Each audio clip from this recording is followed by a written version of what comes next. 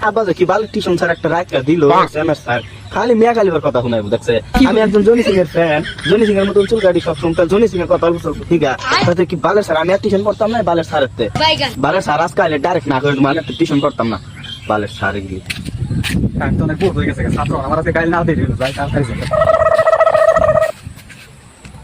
কালকে তোর মিয়া কালী বিষয় আমি লিখে দিয়েছিলাম মস্ত করে না কি করে আমি মিয়া কালিবার বস্তু পড়বো না আমার যে জনি সিং এরটা পড়াই তাহলে পড়বো আমি একজন জনি সিং এর বিগ ফ্যান আমার জনি সিং এরটা পড়ান লাগবো নাহলে আমি আবার কই আর টিউশন স্যার বদলাই হাত দিবো